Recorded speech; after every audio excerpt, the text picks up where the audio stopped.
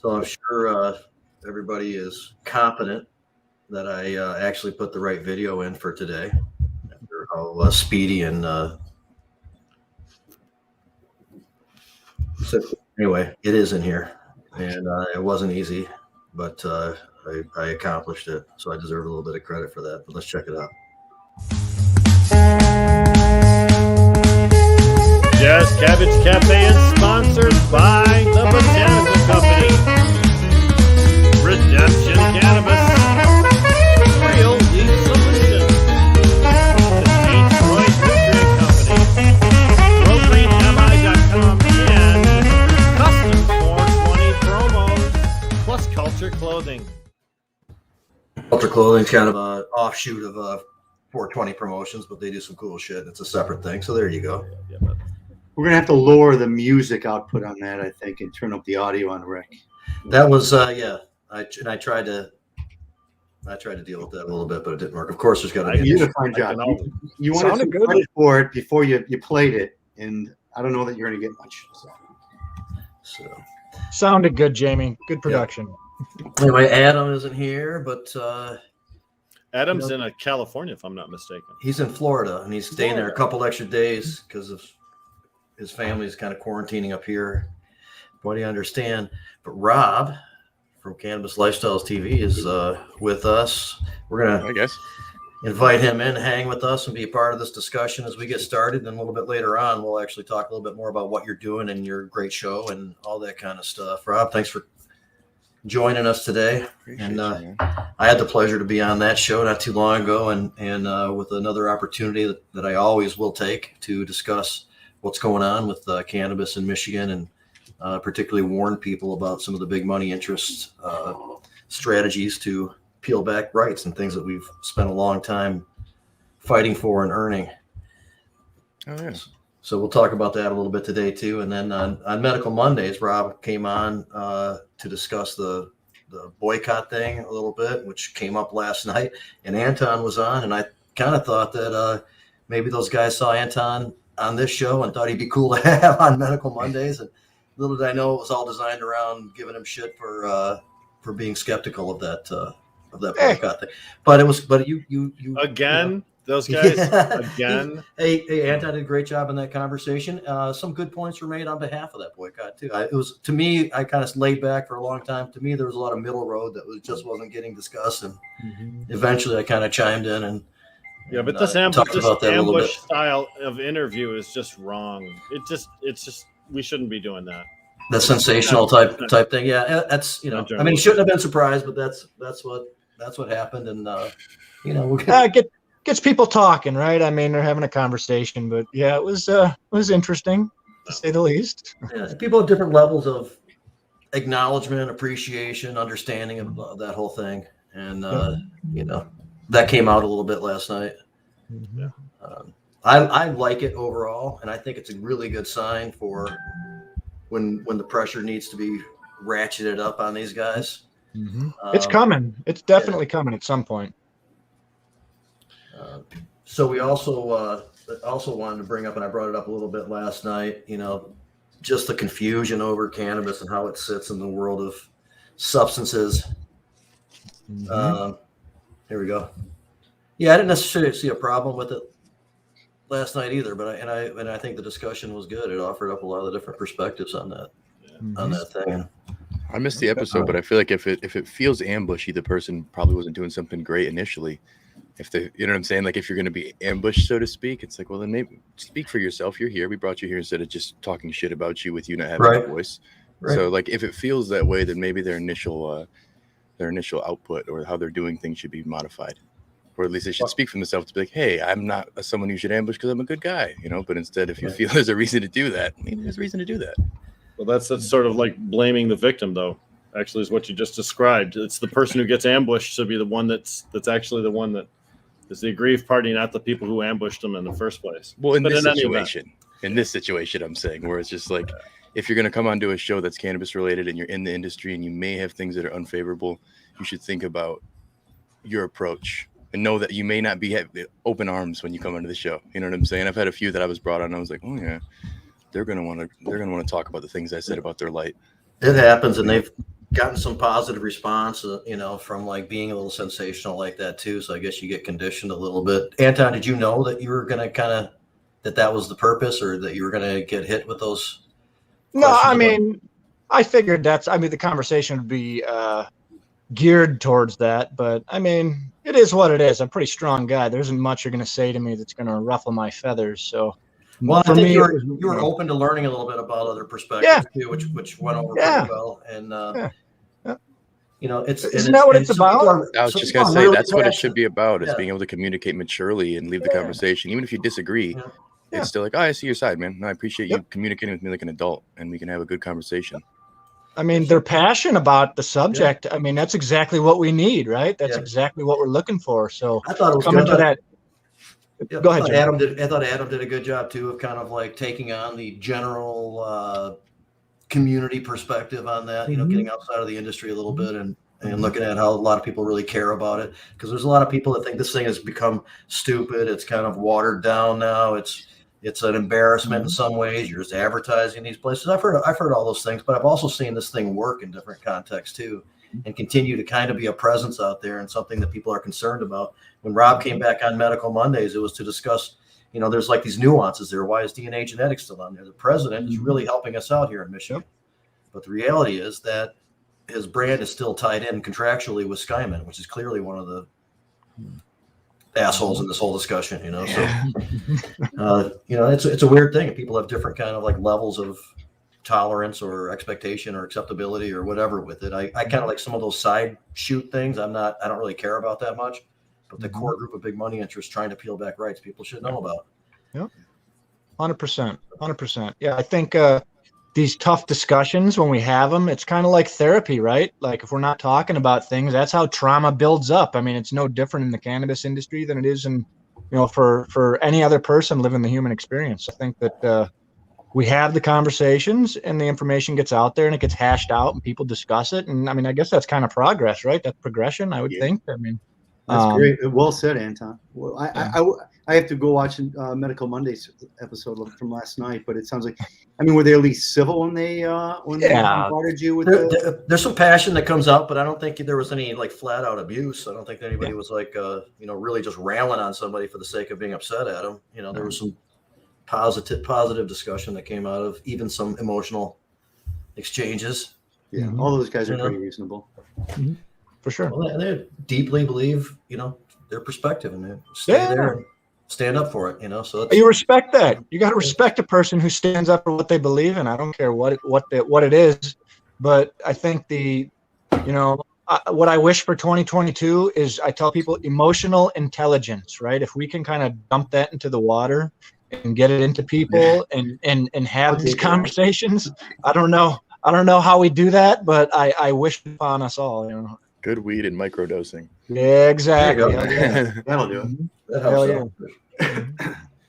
So there was another thing I kind of wanted to get to, but I know that Rick's got a hold of some new information that recently came out, and we did kind of want to address some stuff and be amidst the first to let people know about some information coming out of the MRA and Andrew Brisboe about, I think it's about last year's performance in the market. Is that it? It sure is, yes. Okay. Director Brisboe, they have not released until just yesterday, the numbers for the final numbers for the 2021 cannabis industry here in the state of Michigan. The final 2021 sales numbers is posted by Director Brisboe on his LinkedIn page, by the way. That's pretty cool, right? That's pretty cool. Posted on his LinkedIn. The adult use, $1.311 million. Medical, $481,000 or 481. I'm sorry. Let me just back up. $1.311 billion. That's a much better way to say it. $481 million for medical. Total $1,793,177. So about 18 or 1.8 billion dollars, a little short of the $2 billion that we talked about as the potential for the market itself. However, the graph that he includes along with it is very illustrative of the spike in sales that we had just this very last month when it comes to adult use. In December, adult use jumped up quite significantly. That's typical of what happens in December. However, this I found to be a very interesting statistic, and it's the only other statistic he provided on this particular thing. On December 20 of 20, adult use $3.50 an ounce, medical $2.65 an ounce. December 2021, the $3.50 ounce is now $185 adult use. That $265 medical ounce is now $175. So you're looking at almost a 50% reduction in adult use pricing and almost a $100 per ounce reduction in medical pricing. You're also seeing, instead of the $3.50, $2.65, you're also seeing a $185, $175 pairing of that price structure, regardless of whether it's medical or adult use. To me, this indicates we might be achieving a bottom to the market pricing when we start talking about those two concepts kind of coming in line. So this is a pretty significant development as far as I'm concerned over the 2021 versus 2020 market. And it really does say that we're continuing to have a race towards a bottom in the cannabis industry, and it'll continue on through till 2022. And that doesn't necessarily bode very well for some of the people whose income is based on their per ounce yield. So I really hope that we're able to have some good, successful businesses in 2022, and not everybody has a difficult time staying open. Yeah, I just don't think that the business plan for everybody should be open a dispensary and become a multimillionaire, but that seems to be the thing, because I know not every restaurant owner is, but it seemingly is a big focus. Everybody I know who finds out their state's going legal, they're looking into getting a dispensary. So I think right for a while it's been that cash crop green rush thing, but I think it's going to even out to a modest type of thing where you have to have a very good business plan and very good product to be able to get it out there, to be that guy or gal who's got the chain of very good places, because the consumer is going to dictate the market. And the more that people are like, I'm not going to pay for this pretty name, pretty brand, no flavored mid stuff that they sell at the dispensary, or the carts that are just distillate with some terpenes added into it, eventually the price is going to have to go down. And if it doesn't go down, the consumer will find it elsewhere. As it's going down, the market's going to have to change in terms of their structure. The grow can't charge as much to the dispensary can't charge as much to the consumer. Taxes are still there.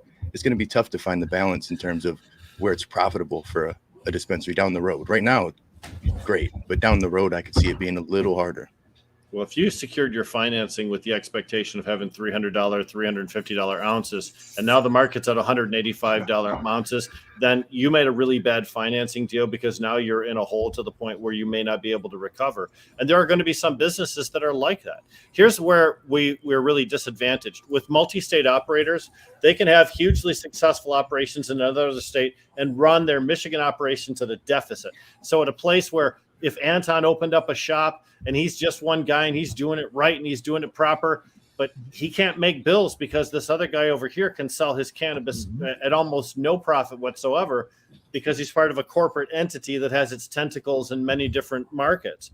And that really is a depressing thought, because as we see in Michigan, a lot of the communities are maxing out the number of licenses available. Muskegon's got, I don't know, like a dozen, I think Dan Sparrow said the other day.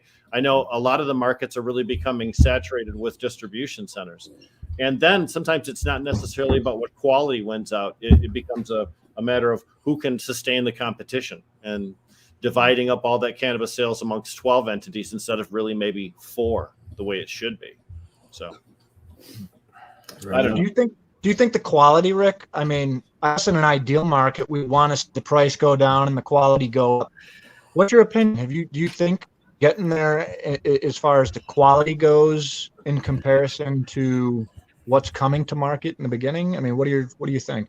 Well, I think the quality is way improved. I mean, when we started Big Daddy's in 2009, the quality wasn't there. And even in the MMFLA, there were a couple strains that we had that were really good, but not like what we have now, where the terps are really prominent, where you're getting an outstanding, when you have an Agent Orange and it really smells like a freshly peeled navel orange, or I love the citrusy, so I gravitate to those, like a Tangy and things of that nature. We've really seen some expressive strains, but the fact is, when you look at what Redemption Cannabis is doing, and Real Leaf and Franklin Fields, they're putting out they're putting out some serious quality cannabis. Yes. And it really gets to the point where once you've had one of their joints, you don't want to go back to what's the Sky Mint, 6 different flavors, and that's Mids. about all you get. Yeah, You know? I mean, I gotta disagree a little bit on. There's some really good flower redemption for sure out there making some great stuff. But back in the day, when people would come in with just a big sack and you just get it straight from their grow, The caregiver basically. ones, yes. Well, those are the already people that- packaged. It's It's a just few of those completely people that are responsible for what's good in the commercial market. Those I who think are that's able true, to too. transition and scale up. And there's Yes. a few of them. And Yeah, totally a few of them agree, have been Jim. able to do that quite well. But I'm just saying, like I think there were more terps back then, in my opinion, coming out of the bag. small batch. Well, kinda you got to craft find gardens. it more Yeah. now. Now I Definitely. think it's like I have a show on Cannabis Lifestyle TV called Dank Deezer Booth, and my business partner Trey and I go to different dispensaries and try the smoke and give our ranking. Is it dank? Is it decent? Or is it boof? And now we're trying to do a number system because I'm really big on terpenes. Even if it's not the flavor I'm into, if it has a flavor, then I have something to say. If there's no flavor, it's boof right away. And more times than not, we've only got a couple danks, and they all came from Franklin Field. So. And it wasn't even biased. One of them was a boof initially, and then the rest were all danks. But it boils down to what sells in the market isn't necessarily what the most flavorful stuff is. It's the names that people see a picture on Instagram. Majority of the people in my comment section talk about the wedding cakes, which they haven't had the phenotype that's dank, or the Mac ones that, again, not the right phenotype. They don't understand the pheno variations and the fact that degradations and terpenes with the storage on some of these places too. They'll go to a big retail like Planet 13 in Las Vegas and wonder why their cookies isn't the same as it is in a little small place in California. It's like, well, it's just not treated the same. And to scale it to this point, Remediation too, Rob. I mean, come on, we all know that when they zap that stuff or when they ozonate it, that absolutely affects terp quality. So if you're talking about a Skittles, let's just say from Port Huron, it's not going to be the same as a Skittles from Traverse City, and that really means that you can't actually touch, see, smell, feel the cannabis buds like you used to be able to when it's caregiver cannabis. You can only go based on the name. Prepackaged bud means you have to go on the reputation of the grower or the name of the strain. And the name of the strain doesn't really mean anything because, like you talked about, with the huge variation between different samples carrying the same moniker. Or who brands it. I mean, everybody wants to have the ice cream cake, and it doesn't matter who grows it. It's ice cream cake. Everybody's got the white truffle. It's like, do you really have this? You have this cut. You have this particular cut. You're growing that. And that's the disadvantage of being people like ourselves, including you, Rob, is that we've really had some of the best wedding cakes. So now when you try to put some wedding cake on the top shelf, and it's like, I can barely get the flavor, and it looks just like those other 3 samples too. So wedding cake, maybe, but it's not an expressive version of that particular pheno. That's a skill thing too. I mean, the skill that drying and curing cannabis properly is an art, and I think it takes a long time for people to grasp not only like the science behind it, but the art. And the folks that treat it as a commodity their product is gonna reflect, and the people that treat it with love and respect, you're gonna get that product that you can put your nose into and smell the strawberries or the oranges or the essence of whatever that flower is. Yeah, I totally agree. There's something to be said too. In some cases, you have to continue to burp your jars when you get it back from a dispensary and something, because it doesn't burn correctly, and you're still basically curing it at home after you purchased it from a dispensary. That's something that I find kind of tough, but it's good to know that information. If you have cannabis that doesn't smoke correctly, it's you have to relight it again and again, and it's a good idea to stop smoking it and burp crackling and popping if you're hitting it. Well, some people are here. Yeah. Keep going, Anthony. Yeah, some people are bringing up the how like the way of prepackaging being so. I hate dominant. prepackaging. It is for a lot of people, and then and it takes a little bit longer to get people to trust that brand and to always know that somebody really cares about that. Even though it's prepackaged, you can't do it deli style and kind of get an idea of the essence and a little bit more about its appeal before trying it, as you could, for something that's not prepackaged. And well, dude, pre-rolls are the prime example of a Trojan horse of your fucking trim. Like I literally only until I had Franklin Fields pre-rolls, that's the only time I've had flavor out of any of them. Pre-rolls were a joke to me forever. I'm like, they just literally are just bamboozling people in these $15 trim joints. Like And spam. they care about the THC number, so you have one. Yeah. Oh yeah. As long as you care got a that high it's THC 20% number. or more or something like We're that. in the Like 30% club. It's like that's The very hot relevant.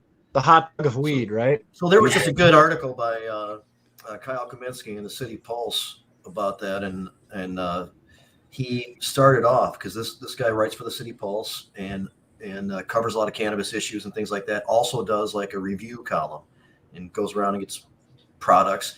And he started off this column by saying, "Look, I admit that I've been doing this all wrong. I've really been, caring about the THC number and making sure that's part of my evaluation, all this kind of stuff. I'm realizing now that I shouldn't be doing that."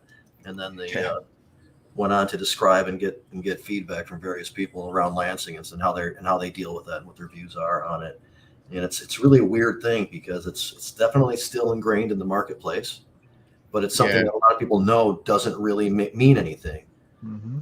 Define a situation to be in. Define a lot of people, though. I mean, there are a ton of folks that, as Rob mentioned, they're interested in making a purchase based on which celebrity happens to have his lips wrapped around one in an advertisement, not necessarily digging into the actual structural details. So a lot of the people we know care about that, but I'm not sure that that's a significant percentage of the market.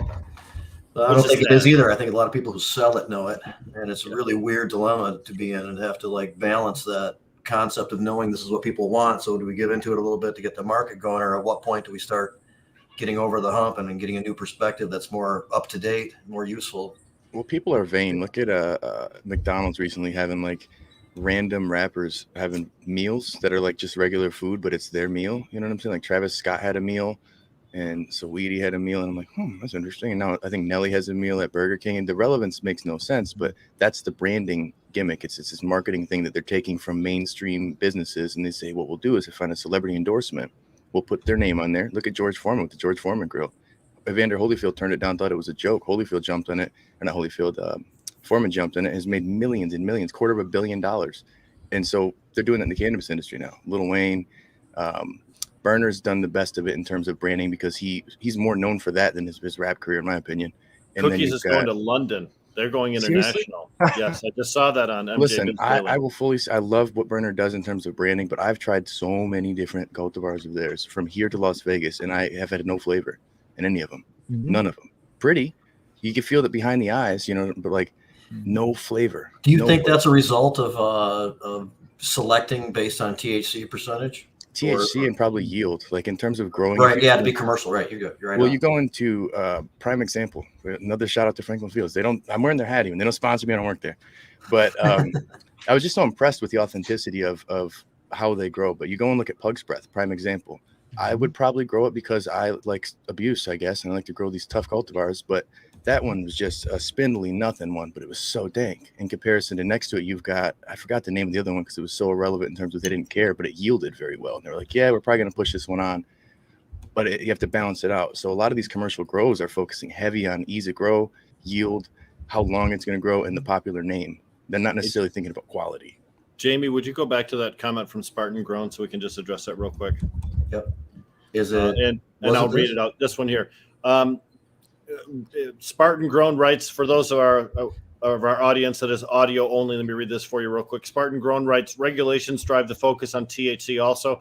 They require testing for major cannabinoids, but not terpenes. That just shows that policymakers don't understand the medicine side of cannabis. You're absolutely right. Absolutely. And the policymakers that didn't understand that were in 2016, the legislature that laid down the rules for the MMFLA, which outlined what they wanted to test for, pesticides and THC, and they didn't really care about anything else. And then in the MRTMA, the adult use program, there's greater freedom for testing than there is under the MMFLA, but still, lawmakers don't mandate things because they don't think that the industry wants it. And they don't think that because guys like Steve Linder are in their ear talking to them saying, you know what, we don't want to have to test for extra stuff. I mean, have you seen some of the labels and some of the packaging? They can barely fit on there right now. I know what they are required to say, that the font is so small, I have to get out a jeweler's loop just to be able to read the shit. The pregnancy warning is long and inappropriate and unnecessary.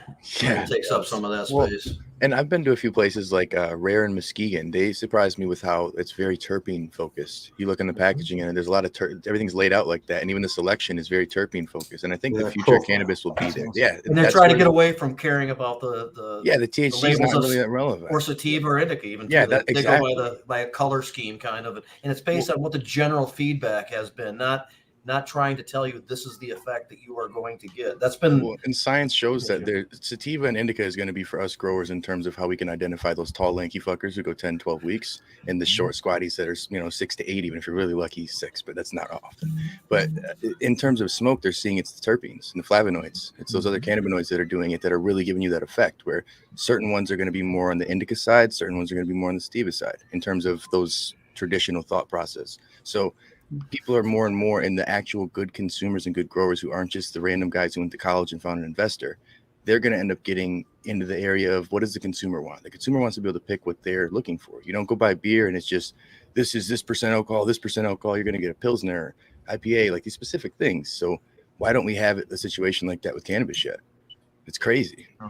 Well, again, I think it goes back to educating the public. The public is so slow to change when it comes to information that they've already known. And you're going to get a lot of people that will just never believe THC isn't the most important thing. They just won't, because that's what they've been told. So what we're talking about here is probably a generations long change in order to get society to switch the way that we think they should switch.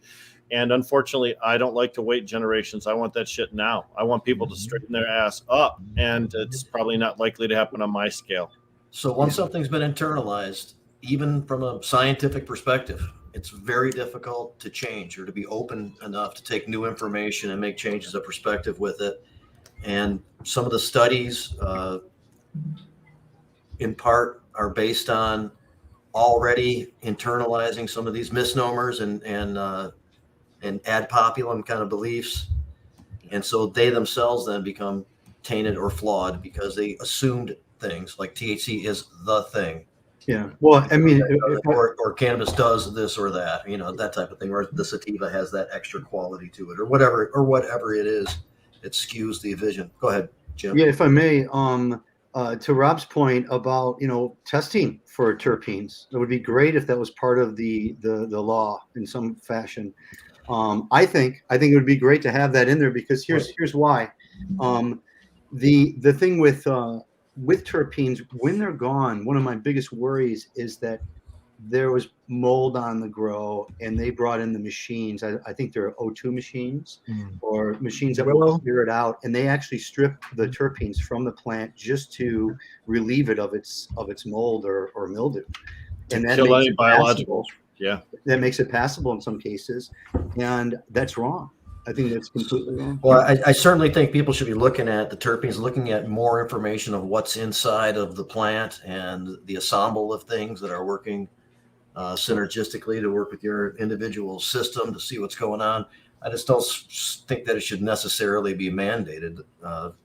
Well, and especially why can I go buy alcohol that's whatever the fuck it is, or tobacco is what it's going to kill me. I know it's going to kill me, but I assume that risk when I purchase it, because we live in a free country, though. But when it comes to cannabis, medical, okay, keep it, do whatever. But recreational, let me sign a waiver that says I understand this was grown with this, and this. I don't give a shit. I smoked Mexican brickweed that had cocoons and rocks in it back in the day. Actual diesel fuel. Like, it's okay. Cocoons and rocks. I'm smoking once as we speak. I'm okay. I'm all somebody's toenail. Yeah. Yeah, but for some reason we can't. Back when it was caregivers who were bringing smoke there, like I went to dozen places in Ann Arbor, and it was always so dank. And we were getting like $30, $35 eighths. And I was like, this is fire, dude. And no branding. I mean, it was just a package or a container, but it was still really good quality. And then why did that change? What shifted? No one died. Nothing happened there. It was literally lobbyists who went and pushed to say that it's harmful meds and we're hurting the patients. Listen, they assume the risk when they purchase it, when they get it. And so the other thing about these studies is that they are repackaged to lean in a particular direction and suggest things and infer things without having actually there been a conclusion about something. So cannabis may, it seems as though it points to that kind of stuff. Those are out there all over the place, skewing the vision of cannabis and its place in what it does and doesn't do. Yep. The problem Go ahead, Anton, please. I was going to say the problem too is when the truth gets out, when the actual science catches up to the fact of what some of these terpenes are doing, like mycerine and lemon, like these terpenes that are helping people with anxiety and helping people, cancer patients. When that truth gets out there, big pharma ain't going to want that shit. They're not going to like it, right? So there's always going to be that barrier, that catch up that we're going to have to play to show the true medicinal qualities. That, because I mean, think about the money. I can't even imagine if we're treating cancer patients with targeted cannabinoid therapy. I mean, what if that becomes a thing someday? Not Think about this. enough. It already is. Not as profitable. True. Yeah, it already That's is. all it boils down I mean, to. in like a hospital, setting. No, I know that'd be amazing, but unfortunately, these assholes that's never the focus. It seems The big like. health systems are too scared to incorporate Yeah, that. well, they're gonna lose what's already there. It's just like when you deal with like big oil or places like that. The change is scary. You potentially lose billions of dollars. I guess I can see from the evil capitalistic standpoint, but when you take away ethics and those like that, the conversation pisses me off because you got too many people who have the science already that can help people, but they refuse to just let people try it on their own. Homeopathic things. They have to exhaust every other avenue. They have to exhaust all the man-made options first before they can try something natural. I think so too. This is really why it explains why we shouldn't allow one company like Viridis to control 60% of the market on any stage of it. Because anytime you allow one company to get so big, then they become, remember the phrase, too big to fail? Can't let them fail. They're too important to the industry. Let me just say too, we talk about terpenes and we've talked a lot about it today. A lot of cannabis retailers in Michigan try and sell based on terpenes actually, because they do what's called need states. So you walk into, say, Common Citizen, and I actually did this here in Flint. They have like a wakey, sleepy, midday energy kind of a thing. So they try to describe different need states, and how they define that is not by THC, but how they define that is by the associated terpenes. The problem being, if you've got wakey and you're offering me 9 different strains, I doubt seriously 9 different strains are actually going to possess the wakey quality. And anytime you come in, you try and assign a different strain to one of these particular need states, they don't always represent. And I think when people have their first cannabis experience, or when they're trying the regulated market for the first time, and they try to oversimplify the sales process to sort of make it easier for bud tenders to sell, I guess. I think people get the wrong impression. They get something that doesn't satisfy, they didn't honor the promise that they made in the retail store because they didn't get the effect they were expecting, and so they don't believe in the whole system. Well, this is why you look at most pharmaceutical drugs aren't named just the effect. It's named some sort of crazy long name that people could barely say, because realistically, just like with most things, everybody's endocannabinoid system is a little different. So how our brain reacts to these terpenes and all the different cannabinoids may be a little different from the next person. If, let's say, you have an ailment, like you broke a limb and you take a Norco, you're not going to feel the pain. Well, you're not going to feel the buzz. But if you take a Norco and you got no issues, you're going to get a buzz. So it all depends on whatever ailment or whatever thing that it's being treated with. So I feel like giving it a general name is ignorant on their part. It may work for a small test group, but there could be that certain person who has a chemical imbalance or, again, different endocannabinoid makeup that's going to change the way that they interpret that cannabis. So it's tough to say. Like, for me, a sativa chills me out. Like, I'm more focused and cerebral, and I'm not so all over the place. And indica makes me lethargic and kind of just out of it and like not really motivated to do anything. See, if you sell a, I'm sorry, go ahead. I was just going to say, it just depends on the individual, So if you sell a person on the terpenes, if you educate them and so they know when they try a particular strain that this is a myrcene dominant or a pinene dominant, and then they get a certain effect, then the next time they go, they try something with a different terp dominance. Now they're educated to the point where they can go into any distribution center as long as they've got that information, and they can pick a strain that matches their needs, because it doesn't matter what the title of the strain is. Blueberry cookies a la titties, who knows, right? I mean, some of the strain names are designed to be attractive, not necessarily designed to describe effect. So the strain name means almost nothing. So if you know what your terp profile is for what you're trying to achieve, you should be able to select cannabis that meets that. Doesn't matter what it's called. Doesn't matter what the other percentages of things are. Yes. You recognize those components that show up consistently when you get the desired outcome, from that product. And that's where the fine balance between medical and recreational come into play, because medical, but then they're all kind of the same in terms of one's going to affect you a certain way, one will affect you another way. But at the same time, why you don't have a name that's going to make sense for somebody could scare somebody away. Like, I used to like green crack a lot, and I tell people that I'm always like, it's not like crack cocaine. It's got to, you know what I'm saying? Like, you have to tell these people, or even like Death Star, even like just certain things. Like if you're a Star Wars fan, I guess it'd be cool. But Giraffe Poontang, right? yeah, like there's certain names that don't sound attractive. I mean, Grandma's there's been Alaskan Grandma's Thunderfuck. Cat piss. breath. Yeah, cat piss, cheetah piss. It sounds nasty, but most of it are pretty good, and it's going to scare away the average consumer. Now, the stoner who's been smoking since before we knew about medical shit, but we knew about medical shit, all just bro science. We're different. We're going to think different. But then the average person who's just trying it, they're not going to know what to get. They're going to be like, I'm just going to get the Blue Dream, or I'm going to get the nice thing here, and it's like that may not work for you. And the bud tender oftentimes is just some decent looking chick who doesn't really know a whole lot. And names change is the same thing. Yeah. But if you know the last time you had that chronic, it was really strong in blah blah, whatever myrcene, whatever terpene you can come up with. If you know that was really how you defined that chronic, then you can get more predictably achieve that exact same experience, knowing that as long as that terp profile is available. And it doesn't matter. Are the key things. Again, there's so many different ways to be advantaged by that system, but it does take an education on the part of the retailers, and it takes an education on the part of the consuming public too. So, and certainly there's always going to be a push for higher THC numbers, because that's the easiest metric that our consumer public has to gauge cannabis effectiveness, even though we know it's totally inadequate. So that emphasis is not going to go away on the part of brands or branding. So that's why I say it's a generational thing. It's going to take a long time for people to come into this understanding. I remember in the old days,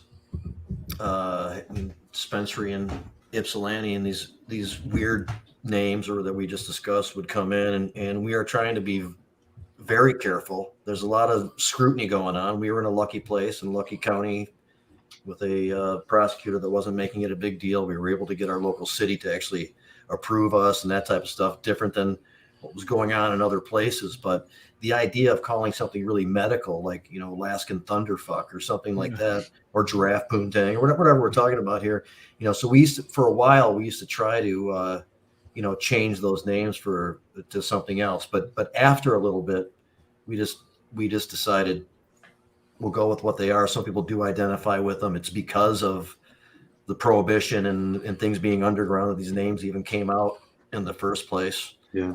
Sadly, that's what it is. Some of them were like for veterans too, like Agent Orange, changing that. Yeah, that'd be awful. Yeah.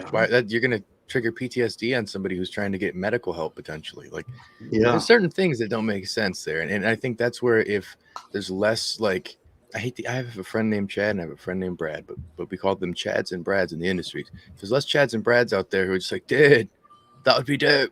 And they call these great plants crazy ass names. It's a turnoff for a lot of people. Like, you can't do that. You can have a nickname with your buddies, but it's tough when you try to get to the market and you're trying to break through the stigma and be professional, because we're always going to be looked at as these hidden underground people if we always got these weird things, Bob Saget just passed away, and it's very, very frequently cited in some of these RIP stories is the fact that Bob Saget has a strain of cannabis named after him. Now, they didn't do that because it smells like Bob Saget or because it gets you high like Bob Saget. They did it for marketing purposes, right? The same reason we have Obama Kush, right?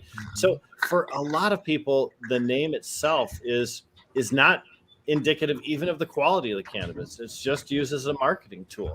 Yeah, so that's an why identification tool even. Yeah, we had way back in the old days, we had Mike's Purple Cox, which was named after the Attorney General at the time, Mike Cox. Yes, that's and true. Jennifer Granholm's Kush. Yeah, when she was governor. It's so misleading too, because good glue, good Gorilla Glue back in the day, or grown by a good caregiver, and some glue that you might get at some wherever ain't going to be the same. So the name is not indicative. It's not consistency. There's no consistency to the name, and so it's really misleading. And there's different types, like within that. If people pop different seeds, there's like these dominant types. Yeah, you get the phenotypes out of it.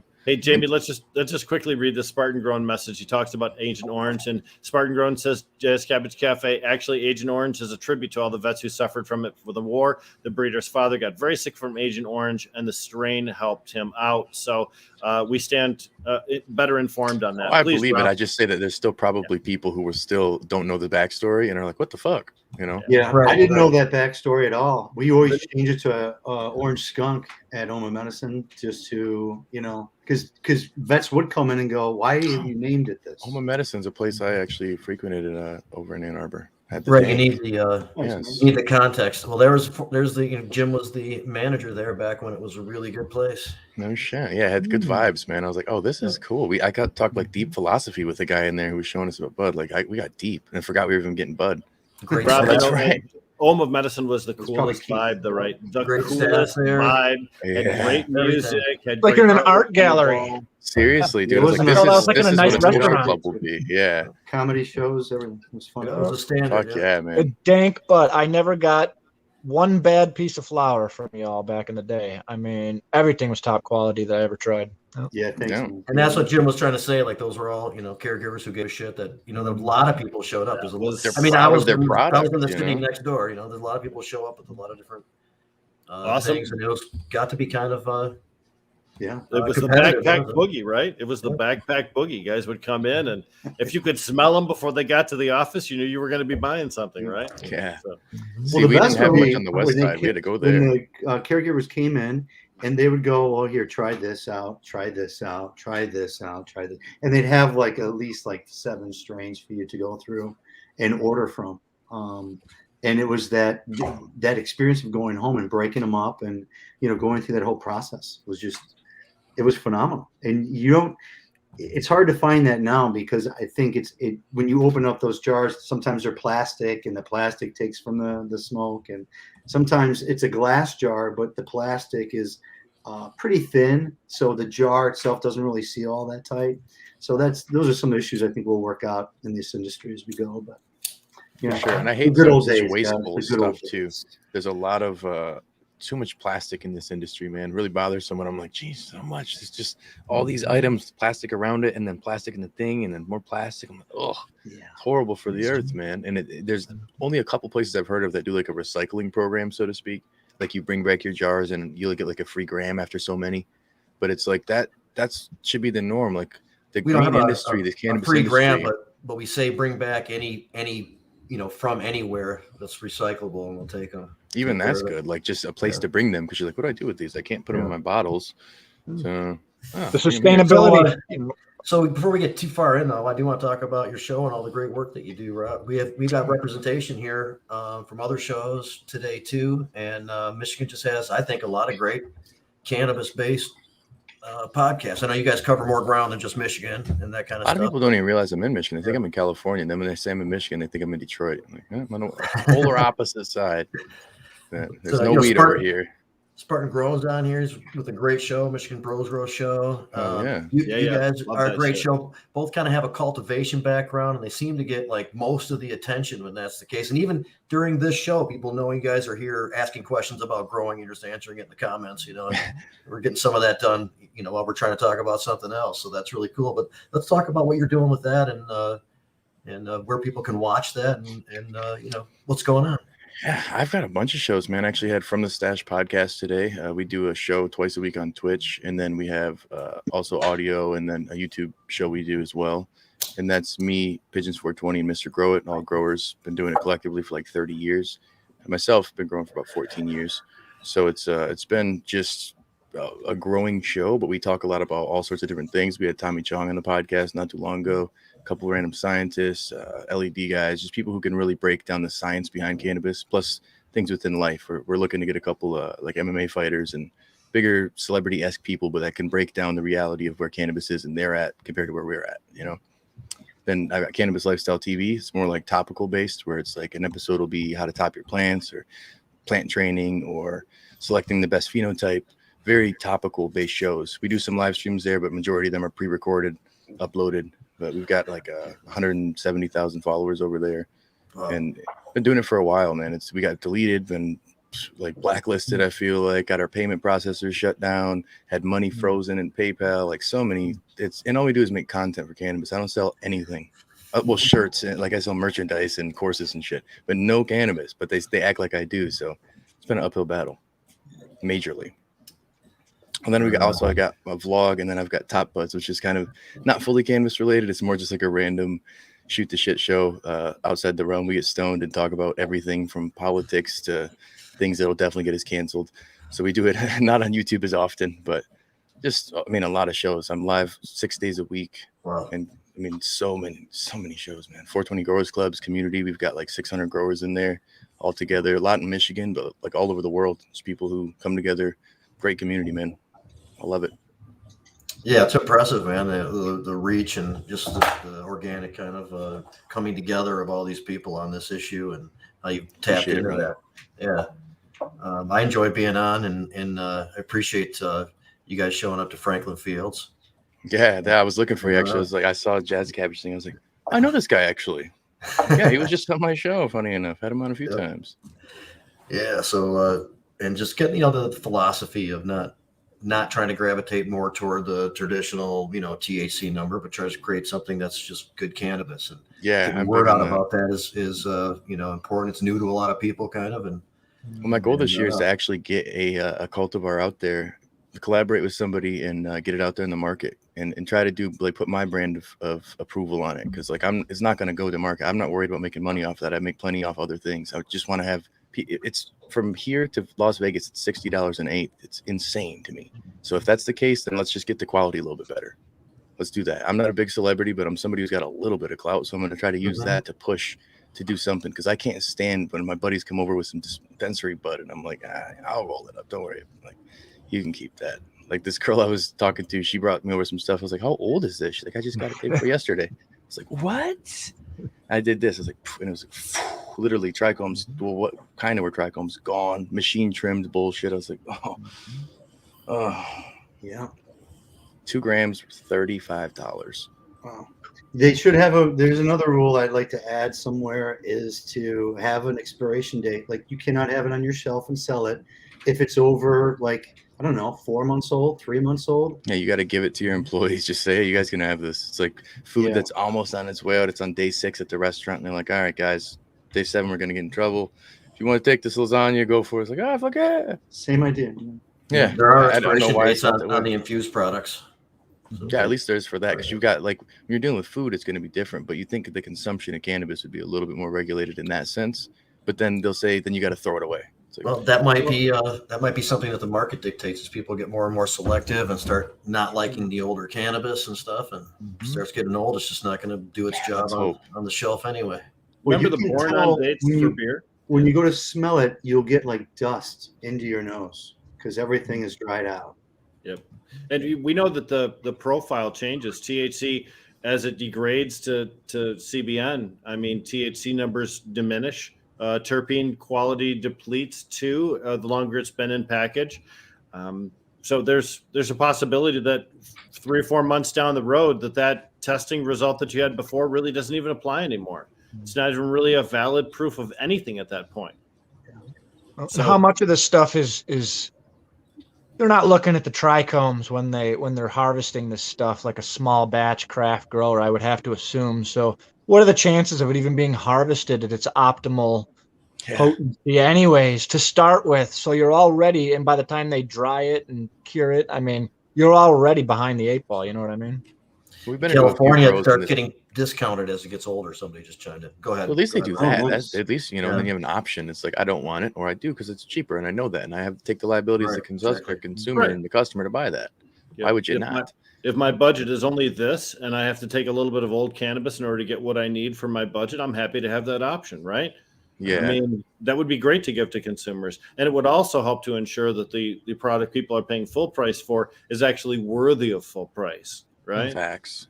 How much is stuck into the packaging? I bought a couple of eighths just to see what was out there a couple of weeks ago.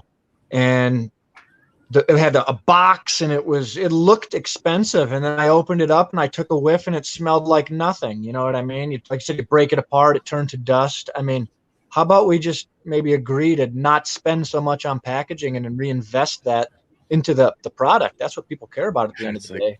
$3 a jar and shit. And then you've got the branding to pay the graphic designer was like $150 an hour. And then they did all these mock-ups. So you probably spent $2,000 on that. And then licensing for your, or probably trademark for the logo. There's so many things that these companies do. And it's like, for what, man? I don't care about that. But I do think we're going to get to a point where we won't be buying flour as much. We're buying pre-rolls, pre-packaged stuff, because I say this often, is like, look at tobacco. I'm sure once upon a time, people were buying, I mean, people still buy bags of tobacco, but usually not people who are doing more, well off, we'll say, even, because I remember back in the day when I was younger, I'd buy a bag of some tobacco and roll me some cigs. But you see that with cannabis, and I think there'll be those hardcores like us. I'm sure we'll still do that. But then there's going to be the masses and the consumers who are going to get pre-ready to smoke herb. So the packaging may become a thing that's important, but the cost of the packaging, it needs to be dropped down. It needs to be, and also the amount of plastic, that shit drives me nuts. Like, again, so much wasted shit. And it's like, I just want the flower, put it in like saran wrap, just a single bud, and dust me that, like something. Give me a little hemp package. Packaging is the single best way for a company to advertise themselves, and it's also the way for them to stand out in the crowd. When you see row after row of prepackaged eighths, the only difference being, is this a red package? Is this a purple package? Does this have Tommy Chong's face on the front of it? Yeah. Right? So when you have something like that, then your packaging becomes important for that purpose. But the excess packaging, frankly, to be honest with you, I don't even really like having to put it in a paper bag when we leave. I mean, if it's already in prepackaged eighths, I'll just shove it in my pocket. I don't need that extra, save the planet from the use of that bag, which I'm just going to, throw right away, as soon as I get in my car. So what's the point of giving me something that literally has a life expectancy of 10 minutes, right? From the time you package it up to the time my ass slides into the driver's seat. So Yeah. So it's like a box around a jar, a sealed jar. I understand you want to keep light out of the jar, but it's just a little excessive. You can just throw it in a bag. Packaging is an opportunity for the industry actually to get it right. I mean, investing in the sustainability of hemp plastics. I mean, that's where the hemp industry and the cannabis industry can kind of stand out. And I think if it's done properly, you can actually help things instead of harm things, with the landfills being filled up with all this plastic and all that. I mean, like you said, Rick, it goes right into the garbage. You pull it out, you smoke it, goes right into the garbage. And so, I don't even keep the little glass jars even. Like, I keep it here for a minute and then I'll give somebody some smoke in there usually. But otherwise, like, I'll end up tossing it. I'll put it in my recycle bin. They take it, luckily, but they probably discard it. Like, I don't know what they'll do with it. I'm sure they would, but they're like, they have to take that tough top off that you got to pinch and kind of tweet. And no one's doing that in there. Oh, shit. I bought some concentrates. It's hard for me to open the damn top. I mean, it's like breaking into some of these things. It's nuts. Yeah, right. Uh-huh. Yep. Yeah, it's like push too hard. You got to push the right Rick, amount. Exactly there. That's exactly what I'm talking about. Right, you guys have to treat it like it's a little jar of like spaghetti or something. You have to open it up, clean it out, separate it, and put it in your recycle bin. So a lot of it is on the consumer, unfortunately. If the companies aren't going to do it, the consumer's got to do it. But it just boils down to the consumer doesn't necessarily always want to put that product in the recycling bin, depending on who they are. Like over at my condo, I know my neighbors smoke because I wasn't there and I came by and it smelled like weed. I'm like, oh, you get high. But they're very straight-laced people. And I know they're not going to let me know they smoke, even though like I make a bunch of weed content and could probably grow them some good bud with my patients. But instead, they hide it. So that they would never do that. So then you've got those stigma people who have the regular 9 to 5. And if somebody knew, I've got a fan of my show who lives locally near me, saw me locally. It blew my fucking mind. But he works for the city. So he was super paranoid. I was like, don't tell anybody. I was like, okay. So there's so many of those people in 2022. We're still dealing with that in Michigan, which blows my fucking mind. So I think it'll be tough to convince the consumer to fully be responsible. These companies should just, I think it's a marketing tactic in today's world, right? Is being ethical. Isn't that? Like, I thought, like, that you don't use like sweatshops, or that it's GMO fucking free, or it's this and gluten free, like, is a good thing. Like, that's not ethical, but like, those are these trendy things now. But you think that cannabis would be more there because we're the peace and love industry and grassroots and good. I thought we used to be the peace and love industry. Now we're the flip flop wearing Florida corporate industry guy, who's worth got an e-cig everywhere, $10 billion. And the fact is, because the United States Securities and Exchange Commission won't let cannabis stocks be traded on the American market. The Canadian market is where the cannabis companies go for stock exchange trades. And oftentimes these gigantic deals that we've seen mentioned are really stock swaps. But that can only happen on the Canadian exchange. What that means is that a great deal of the profit that's made by companies in Michigan is going to be shipped north of the border. We're not going to have it stay and continue to cycle through in our Michigan economy. It's going to be drained out. And when you take profits and you send them overseas or you send them to Los Angeles, what you really do is you diminish the total economy of your state itself just by drawing things away. So because we're not self-reliant financially, we really have created problems for ourselves in the United States. And it's another one of those things that hampers the industry from being successful. Doesn't really hamper the unregulated industry at all. Oh no, yeah, we're still doing good. Well, not weird, but like the black market, I'm very, very supportive of the black market, the gray market, because it's going to force the legal market to just get better. You have to get better. If your competition is somebody deciding to drop away from your dispensary because they're everybody who's their caregiver now, which isn't really black market, but it's not for them, it's just going to force you to level up. And the consumer dictates the market. But right now, the consumer is being force fed what's there. And there's a lot of good products out there. It's just the branding doesn't pop, or they don't have a ton of space on the shelf. They're very small batch, this, that, the other thing. And that's the tough side of stuff is we'll do for that Dank Deezer Booth show. We go get the popular cultivars. That's the main thing. It's not the ones that I really want. Trey and I will usually get something that's dank. We smoke it on allegedly on the ride home. And then we'll be like, that's really fucking tasty, man. Allegedly. We should have reviewed this one. Damn it. You know, we reviewed the popular one that everybody wants to hear about. But unfortunately, the popular one sucked. It just happens to be the case, but it's just because they had the shelf space. They have the name. They have Instagram posts. They've got rappers smoking it. They've got forums looking for this particular cut. I barely even believe half these cultivars is it, because there's no like real genetic bank that's like authentic and legit that we have to say, is this the actual one? Well, let me say this. We talked about skill earlier too. And when a rapper decides that he's going to expand his market into Michigan, he has to contract with a Michigan grower in order to grow that cannabis, because you can't import it from someplace else. And oftentimes I think they end up getting the worst fucking growers because they want to negotiate the absolute best freaking deal they can get. So instead of working with the people that have a proven track record of producing cannabis, right? They go with the guy who gives them the best fucking deal and whose brother-in-law, who has pizza stains on his shirt, is running the cultivation center. Yeah, that's he what has a botany family, man. So, you know, in that instance, I think a lot of times these rappers and other culture celebrities even, when they come to our state to do business, I think they really shoot themselves in the foot. But that's where guys like Patrick Frey from Rare or Tom Beller from Real Leaf, those guys really have the edge because they're here in state and they know what they're doing.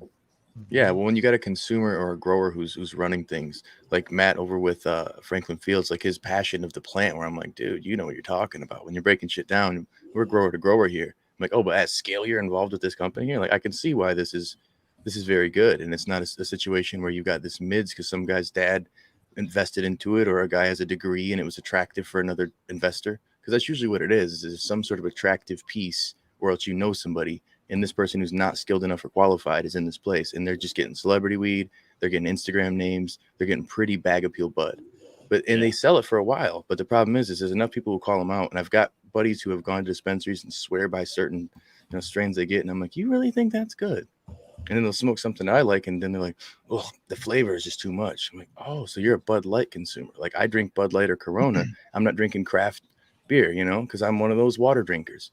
At the same time, there's like water smokers. I'm learning this more and more. I'm like, they get stoned from that, and they enjoyed that smooth smoke that was mild.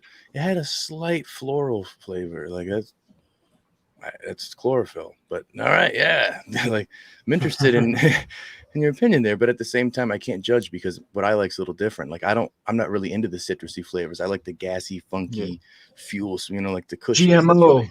Oh yeah. Good Like just GMO. nasty. The good GMO, because again, so many people have GMO that is not good. Looks West good, Coast sour diesel. not good.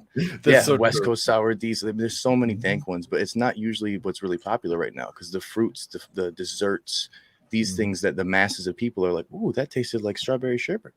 It's like, it's not Remember when really Girl what I'm Scout into. cookies came out and everybody had a cut of Girl Scout cookies and some of them were just like unrecognizable as that strain, Like, no, this is GSC. It's like, is it? Like, really? It looks like cookie buds because it's tiny, like smaller buds or something, a lot of trichomes, but it's like nothing. I know. Nothing. What about the evolution of the concentrates game? That's like, seems to me, that's been exciting. I mean, you talk about flower with these terpenes and you get a good processor that knows what they're doing. Oh, and man. you get that crumble, man. It just hits your nose. It tingles the hairs in your nose. You know what I mean? And that's the exciting thing. I think that's going to be the evolution too. Really tapping into those flavors. Man, I had some Fire and Ice is the company, and holy fuck, it was right up my alley in fuel, but just like, I was like, how was this even made? Like, I can't make that's the reason I go to a dispensary and stuff like that, where I'm like, I don't even, where do I start? Like learning the product. Once I have it's $10,000 in equipment, where the hell do I start? Like, you know what? I'm just going to go pay $50 for that gram. It's worth it. I don't smoke that much for wax, or extracts in terms of that. I really like bubble or good dry sift, or kind of like old school stuff more personally. And it's my preference. If you got somebody that knows, like I save up all that trim and I will roll out old school temple balls, get those real nice dark hash. And like, I like to do that. But when it comes to the rosins, the butters, I enjoy that as well. But I can't do that. Like, that's an artistic, like people put their artistic flair. You're smoking art. If it's really done properly, artists. That's what it's called. I mean, exactly. Like, that is art. But I love me some bubble hash too, some old school. Yeah, and that even still, like, you got to know your stuff. I've tried to make bubble a few times myself, and it was nowhere near as good as my other buddy who couldn't. He's not a great grower, honestly, but his extract game is fucking next level. He's garbage in, garbage out. If you start with shit flour, you're gonna get shit. Whatever. Yeah, I have no patience is my problem. So he was like, yeah, this won't work for you, Playboy. I was like, oh man. Hey, so we're gonna transition a little bit, Rob. We hope that you want to hang out though and kind of be a part of it. I got like 5 more minutes, honestly, man. I got my kids out here. My kid's mom actually has the old Rona. So I got my kids at the office. Positive She's vibes. Doing okay. I appreciate it. I told her, I said, positive vibes will heal you. Just chill. Put on like the office and smoke something, relax. And just let anybody know whatever else you need to get out there, where you can be watched, times, any sites, anything like that you want to get out. Watch Seal TV has like almost everything. Like, just watch sealtv.com. But I've got so much content, dude. Like, it's crazy. I'm always live. I'm always on the internet. It's weird. I didn't realize it until somebody was like listing all my stuff. I was like, holy shit, I am doing this a lot. I'm in the same spot, so it doesn't feel like it's all these different things, but it is all these different things. So it becomes where if you're on the internet and you search like Rob Seal TV or Cannabis Lifestyle TV, you'll find something that day. There's always something. Right on. All sounds great. We really appreciate it, man. Thanks for coming on today. We'll do it again sometime. Oh yeah, dude. When I've got a little more time so I could stay and get real lit. Right on. We got some good stuff out there. Enjoyed the conversation, man. And we will talk to you very soon. And we'll transition into our next guest for today, who is in the commercial cannabis world in Michigan and in other states, and is the president of a brand called Happi, which is infused water, carbonated water products, and first to market in Michigan. And we're going to learn about that and what brings president of Happi, Lisa Hurwitz, to Michigan and the branding of these products. Are you with us, Lisa? I am. Sorry, I'm not on video today, guys. I'm in transit, but great to be here. And thanks for having me this afternoon. Right on. Glad you were able to make it on. And this is pretty interesting to a lot of us. Talk about this new product and the journey that it gets here. So if you don't mind, I'll give you the floor and let us know about how you got here and what you're doing. Yeah, absolutely. So I'm not sure how many of your listeners know, but you can actually drink cannabis, which is pretty cool. That was kind of the impetus behind the Happi story. My business partner, Joe Reynolds, and I, about 2 years ago, he was sitting around with his wife one day and said, I'd really love to cut back on my alcohol consumption. What if we could, drink cannabis? And it was kind of like a pie in the sky idea back then. There were a few folks out in California starting to think about it and tinker with it. And that's really how Happi was born, out of the kind of concept of wanting to, be able to consume cannabis in a way that's far more social and, also just in a very different format than, a smokable or an edible, which I know a lot of people aren't huge fans of. So Happi is the first to market, cannabis beverage in the state of Michigan, which has been really exciting and also very challenging, and happy to talk about that. We love Michigan as a market, given the beverage regulations. And it's really healthy. It's a microdose. So right now we have a 2.5 milligram on the market. We're looking at a 5 milligram. So it's really designed to bring new consumers into the category, and primarily women, which is exciting because there's a lot of products, especially with the pandemic and all the anxiety and everything that's going on. There's not much on the market for some of these new consumers who just aren't comfortable with, dabs and concentrates and even vapes and smoking. So this is really designed to kind of grow the category and introduce new consumers to cannabis in a way that feels very social, right? I mean, I think we've all probably had the experience of, I certainly have, I don't want to have a glass of wine, I don't want to have a beer, I don't want to have a cocktail, but what am I going to do? Have an edible? It's a very strange kind of interaction. And the goal of Happi really is to normalize cannabis in a way that can feel social and occasion-based. Happy birthday, happy Valentine's Day, happy New Year. We just kind of went through the holidays. And, really kind of grow the category and bring new consumers into the world of cannabis, which I know we all love. And where else are you operating? Where else is this product available besides Michigan right now? So Michigan's our first and only market right now. We have plans to expand to Massachusetts is next. And then we're looking at the East Coast and Illinois as well as another market we have our eye on. I'm really bullish about the East Coast, and I worked prior to Happi, was at an MSO. So just really excited about some of these states like New Jersey, New York, Connecticut coming on board pretty soon here. And so you talked about the difficulty a little bit of getting this going. Is that the state requirements for demonstrating the processes for infused drinks and all of the things that go along with being able to get that up and running? Yeah, I think it's a couple things, Jamie. I think number one is cannabis comes in an oil form, beverage or water-based.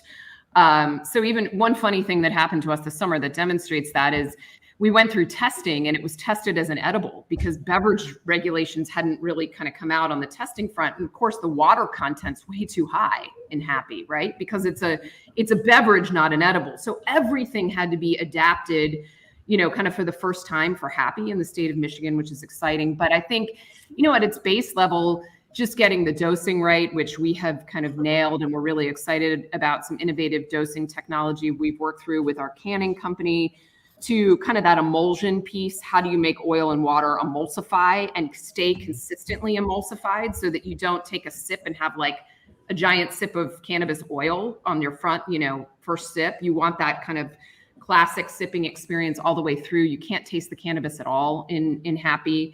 It's a very healthy beverage. We have 3 flavors. They range from 15 to 25 calories. So it's most often compared to a Spindrift. If you know that brand, people say LaCroix. Spindrift has got a little bit more of a kind of a fruit flavor to it. And that's what Happi gets compared to the most. And then I'd say the other big challenge is, kind of defining the regulations with the state of Michigan as we go. So Michigan's probably the most highly regulated beverage market right now that we've seen. They require a minimum of 3 months of shelf stability testing and GMP certification for any facility producing the beverage, which is awesome because when we kind of move towards more legalization and kind of FDA requirements, that's going to be something you're going to see more and more of, we believe. But right now, Michigan is kind of leading the pack in setting some of those high standards. And so, ensuring the product meets all of those kind of food grade safety standards has been really critical for us. So you have these 3 products right now. 2.5%. They're the flavored waters. 2.5% of milligrams. I'm sorry, not percent, but 2.5 milligrams THC, and that's where you're getting started, kind of appealing to those who don't want to really commit, maybe possibly to an effect or something like that. How is it absorbed? I want to talk about other future products and that kind of stuff, but how is it absorbed? Is it like an edible where it will be committed to the digestive tract, and then you're 4 hours in and that type of thing, or does it absorb more readily, like sublingually and through tiny blood vessels and stuff like that, and you feel it that way? Is there kind of a combination of both? Yeah, it's a great question, Jamie. And you obviously know a lot about the science behind it. It's absorbed in the mouth first, so much more closely to a sort of sublingual. It's the saliva breaks it down to start with. And that's pretty exciting because we've tested the onset many, many times, and it's anywhere from like 12 to 15 minutes is the average. Of course, everyone's, endocannabinoid system's a little different, but it's much faster than an edible, which allows it to be a much more social experience. So, if you think about sitting around and having a glass of wine, it doesn't take 30 minutes to an hour. Even with some of these faster onset edibles, it can still take 30 minutes to an hour to be absorbed and to really feel the effects. With Happi and cannabis beverages, the goal is much faster, 12 to 15 minutes. And that's what we've observed. Right. So it's kind of like a tincture and some other things. And I've had drinks before. It sounds like maybe the technology is a lot better because mixing it has been an issue, as you described. Yeah, it requires emulsification, and there's a lot of different emulsion companies out there, technologies. There's a few new ones coming into Michigan, which is really exciting. I think we're going to see this really start to take off, but it requires that oil and water to be soluble and stay consistent all the way through that beverage, right? And that's the real trick here is you want not only precise dosing every time, you want that can to hit a 2.5 milligram if that's what we're trying to hit, but you also want it to taste good from first sip to last sip and the effect to feel even throughout. And that's, there's more and more sophisticated technology coming online, and we're excited to be paving the way in Michigan with some partners, both testing partners, emulsion partners, canning partners. This is all new. And pretty exciting stuff. So I think this is going to be an explosive space in cannabis over the next, 1 to 3 years. It's already getting pretty big in California. I would say that's the most developed beverage market. Massachusetts is starting to become a large one, and Michigan, I think, has tremendous potential. Right. So I think a lot of people like it, and certainly like the idea of it, although it's been in the comments, and it was one of my first thoughts. 2.5 milligrams or even 5 milligrams seems to be for certain markets, certain people that maybe don't want to overdo it or aren't that familiar with whatever combination of things that you're finding that, somebody being able to choose a low amount is preferable, but there are plans to get higher, milligrams in these products for people such like many of us on this show. Yeah, absolutely. I mean, my first comment would be, I think, our core consumer with this product is really sort of the newer to cannabis consumer. That being said, I think all of you guys on the phone, for certain occasions, the reason we started with 2.5, and I'll answer the second part of your question in a minute about our future pipeline, is because we wanted people to be able to have several in a sitting, right? So we wanted people to be able to have not only 1, 2, 3, the same way you might have a beer, right? If you have a very high alcohol content beer, you can have less of them. If you have a lower alcohol content beer or lower alcohol content wine, or cocktail, you can have several in an evening. So that's the real idea, was to be able to have several. So if you're talking about a 10 milligram drink, there aren't that many people that could sit and have 4 or 5 of those in an evening and feel really comfortable. I think present company excluded, maybe. Of course, you guys probably absolutely could do that. But I think for, the bulk of the consumers out there, especially any of the new ones. That being said, I think we will go up very quickly. You'll see us launch in the spring a 5 milligram. Absolutely. We think that's going to probably be a sweet spot for the growing population in Michigan. We're also looking at, interesting different cannabinoid profiles, right? We purposely started very baseline with just THC, but we are looking at, obviously sleep is huge. Having a sleep tonic before bed, CBN, I'm a big fan of it personally. THCV and all sorts of, cannabinoid science we're playing with right now as part of our innovation pipeline. I was going to bring this up before. I don't want to interject before I forget about it. Related, I was going to bring up, might be some whole plant complementary oils to work with the flavors that you like to get into, and instead of like just some components put together in the cannabinoid profile, you have more of a whole plant infusion that's complementary to the flavors that you're using. I'd like to see that in more products in general, but I think this one right here lends itself pretty well to something like that. Yeah, I totally agree, Jamie. I'd love even to hear, I mean, maybe if you open it up to you guys, you're certainly experts in this space. Like, what would you love to see? I mean, milligram count aside, let's talk more flavor profiles, whole plant, terpene profiles. I'd love to hear your thoughts on maybe what you guys would like to see. Hey, I'll go first because I was about to just ask the same thing. Hi, Lisa. My name's Jim. I really like to eat healthy edibles myself. I like tinctures and things like that. So this is kind of like that, but just a kind of slow tincture, I guess.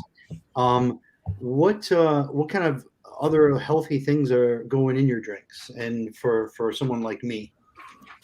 Yeah, absolutely. So it's all natural. It is sweetened only with a little bit of agave nectar. All the juices are completely organic.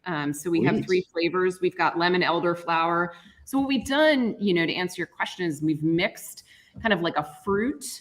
In the case of lemon elderflower, it's a citrus with kind of a little bit more of an herbaceous note, both of which are completely organic, the natural elderflower flavor, and a little bit of vitamin C in each as well, which helps with that sort of acidity piece and keeps it stable. We've also got a raspberry honeysuckle and a pomegranate hibiscus, all of which are completely organic ingredients, which we're excited about. That's excellent to hear. Awesome.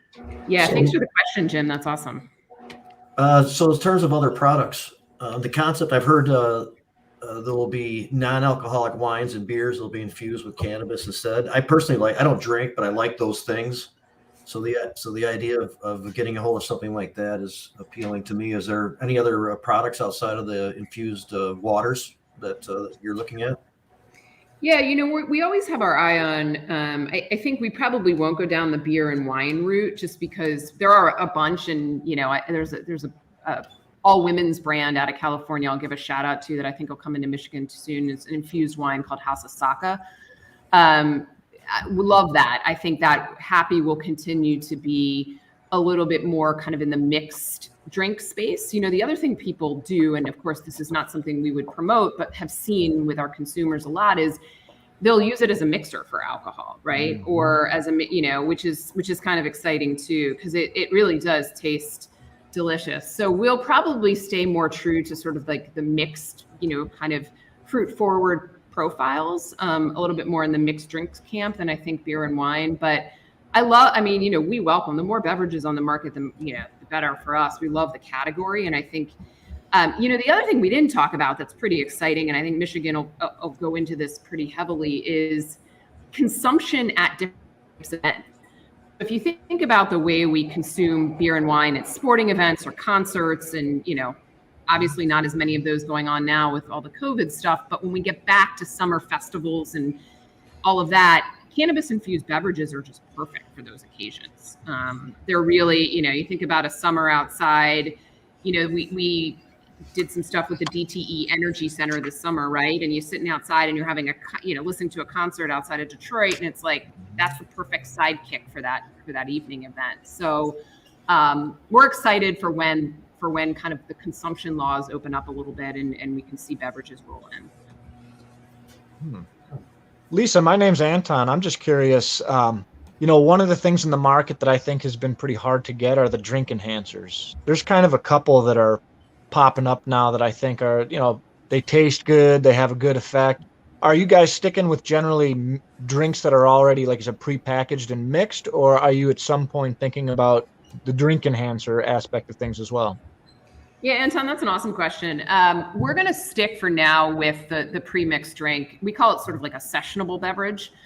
And again, it's because there's a big segment of the population, again, I'm probably not speaking to them on this call necessarily, that they don't want to mess with it, right? They just want, give it to me already pre-dosed, pre-mixed, so I know what I'm getting. It's the same consumer that's afraid of eating too many edibles, right? It's the same consumer that It's afraid of getting too high and feeling out of control. So that's sort of where our sweet spot is. And they want it to be kind of pre-dosed and pre-mixed versus the beverage enhancers. But I like a lot of them on the market. And I think that's it's a great and growing category as well. Lisa, this is Rick. I know that you're in a bunch of different markets. Michigan has a shelf stability requirement which disallows for any refrigerated beverages. Are you in any markets where refrigerated beverages are allowed? And do you prefer this particular product to be consumed after being refrigerated? Yeah, Rick, great question. So Michigan's shelf stability requirements are 3 months, right? It has to stay shelf stable.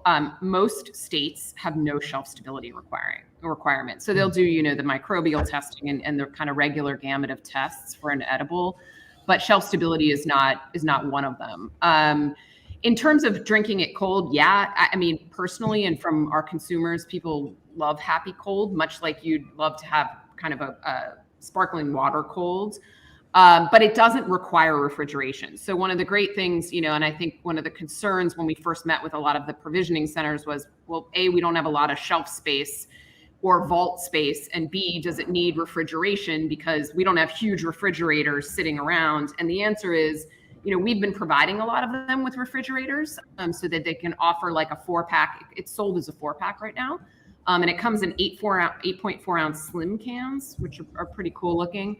So, I think refrigeration is preferred, but absolutely not required. And when you pick it up at a dispensary, it's a lot easier for them if it doesn't come cold.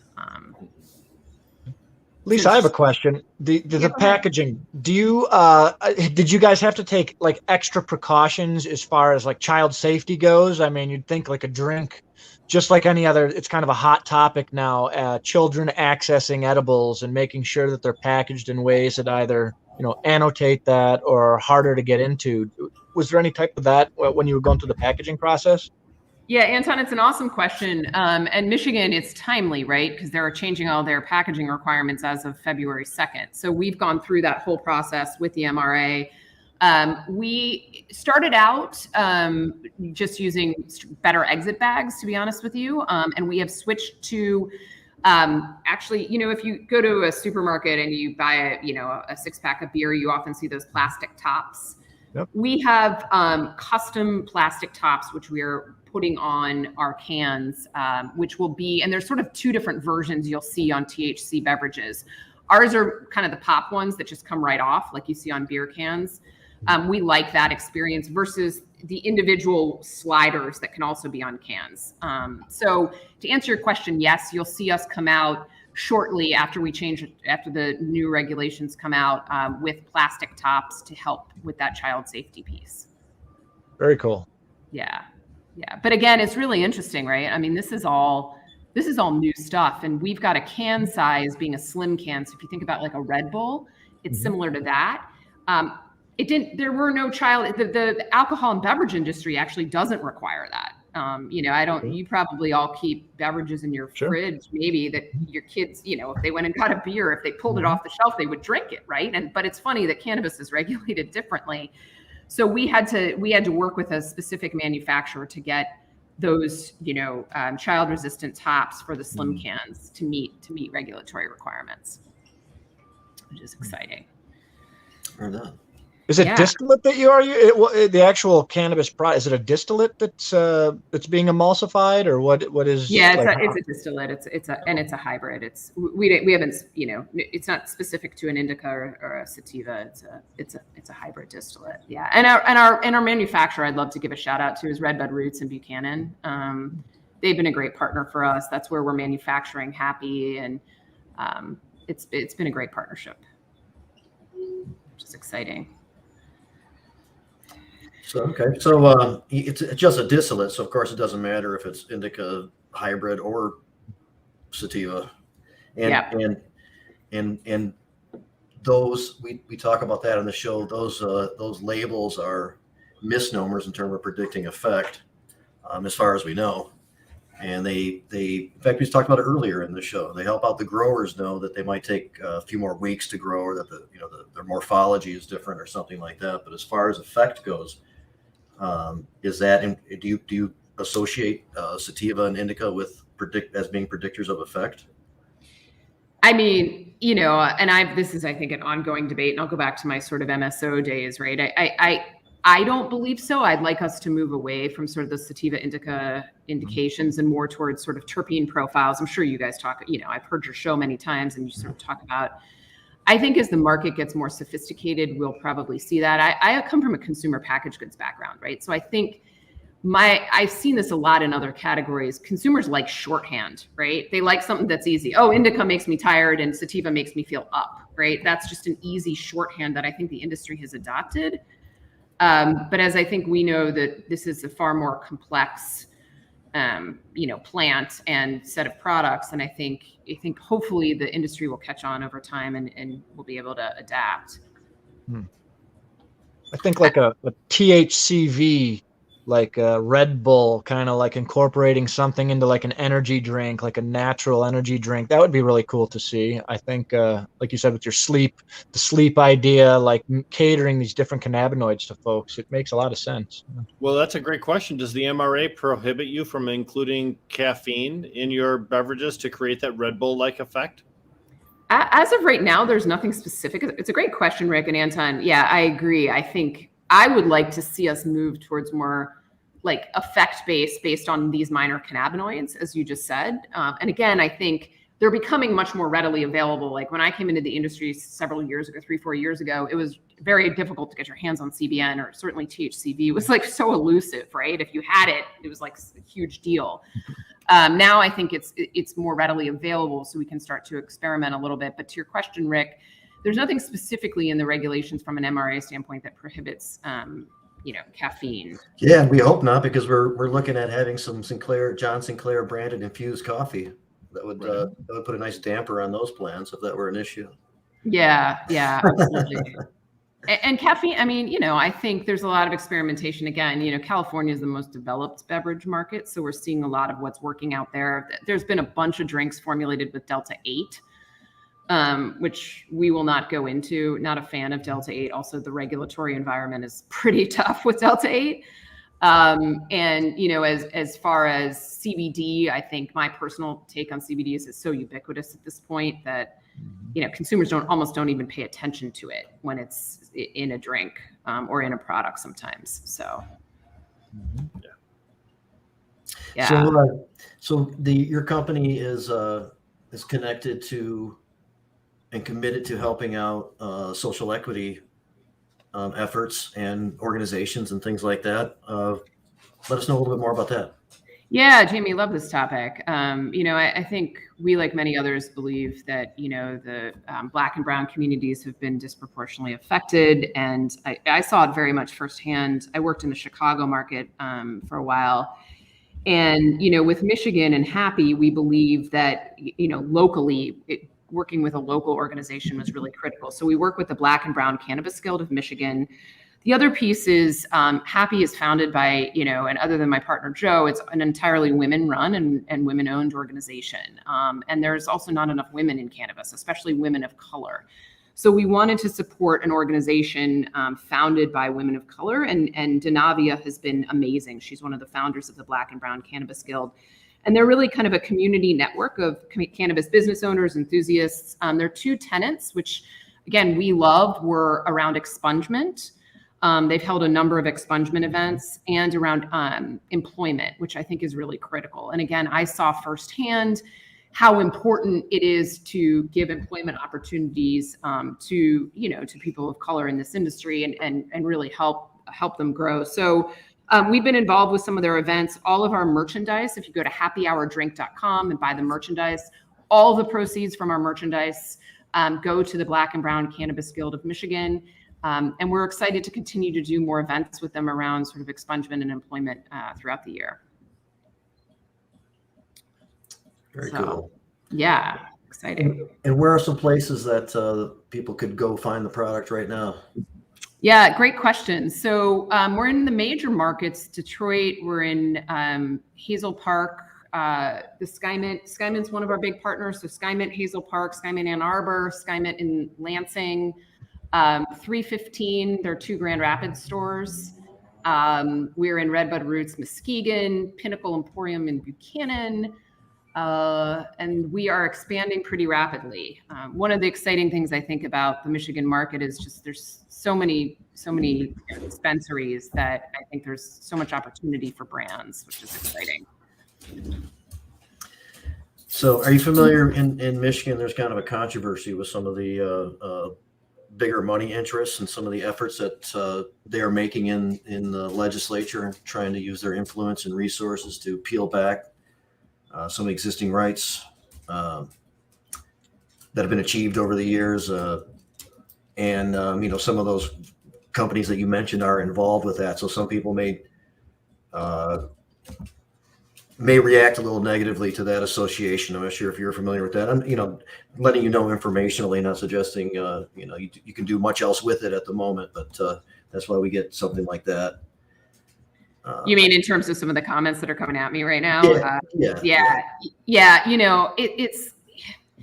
It's tough, Jamie, right? On the one hand, you're balancing trying to sort of run a business and normalize cannabis, which I think is a big mission for us, right? To reach as many consumers as possible. I think on the other side of the fence, right, you have big corporate cannabis. I mean, and I think these two things conflict. I will say I'm not personally aware of the details in the state of Michigan. I think our mission is, to bring and normalize cannabis and to make it as available as possible as to as many people as possible. And by, doing so, we work with kind of equal opportunity across the board. So we work with a lot of mom and pop shops, as well as working with, some of the bigger chains. So. But I'll take the credit. I see the comments on the Skyman piece, and I get it. Listen, I mean, I think you can't please everyone, and I think our goal is to work hard with the mom and pops as well as in some of these kind of locals, and as well as some of the bigger ones, just to create access for everyone is our goal. Right on. So it's about 5:30. Is there anything you'd like to make sure that we get in, that we discuss before we wrap up this segment that we haven't gotten to yet and that people need to know? Yeah, I mean, I think we covered most of it. I appreciate all the questions, and all I would say is would love for all of you to try Happi. Send us feedback, give us your honest opinion, send us ideas for new drinks. We are a small business. We are a startup. We are, women owned and operated, making a plug for more women in cannabis. I'm incredibly passionate about it. And would just love to, see you support a local Michigan, beverage company that's out there and really passionate about making healthy, cannabis accessible to more people in the state of Michigan. So we're excited about that. Cool. Appreciate that. And then there's a website people can go probably get some more information. Yep, Happy Hour Drink. So have your happyhourdrink.com, more information. You can also find us on Instagram at Happy Hour Drink. And hit us up. Let us know how you like the beverage. Give us ideas, give us feedback. And just appreciate you all listening and taking the time to spend some time with me today. We'll check it out. And appreciate you coming on and letting us know what's going on with this new product. And Lisa, that Happy Hour Drink website, is that with an I or with a Y? Happy with an I. Thank you, Rick, for that. Right. Happy with an I. We are happy. And have your next happy hour with us, right? Any time of the day. I know you guys consume at all hours. So hopefully happy hour can be in the morning. It can be in the afternoon. And it is Happy with an I. Thanks for clarifying, Rick. You got it. right on. All right, Lisa, thank you very much. And good luck with everything. And we'll check out. Bye, Lisa. All right. Sure. Thank you Have a so good much. day. Bye-bye.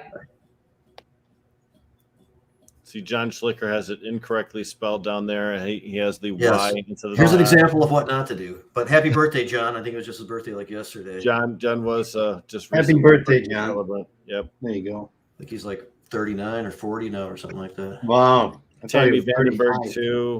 We've had a lot of great birthdays the first part of this year. So yeah, fantastic. The idea of drinking it though has always been appealing to me. I like consuming like that, so I'll check it out. It's interesting. When I was in California a couple years ago, Lagunitas, which is a brewing company, they make a lot of beers out there. They partnered with some grow, and they came out with a drink that was basically carbonated water infused. with cannabis. And it was 0 calories, except for about 10 milligrams in the bottle. And I drank one of those. It took a while to drink, because it's carbonated, and it almost had the Lagunitas added the terpene of their beer into the mixture, so that it tasted like a Lagunitas with that terpene. That was my point, by the way, about the flavored drinks and using like a whole extract with, the essence of whatever the cannabis is that would just be complementary to those flavors. And then you have a whole plant extract that you get to consume and benefit from, as opposed to selecting out cannabinoids and things like that, which, it can work. I mean, and it does work for a lot of people, and I enjoy it, but the idea of a whole plant extract in there is the There's a lot of flavors you could work with, a nice, lemon skunk or something. I mean, you could probably bring out the essences that people are familiar with in some of these drinks, like you say, using the whole plant theory. You know what I mean? Yeah, I love that. I see a future, far in the future, unfortunately, we'll be able to go into a store and buy something that's really perishable. Like you see those vegetable drinks they're perishable once you open them up in a day or two. Yeah. Like that, but with freshly blended cannabis.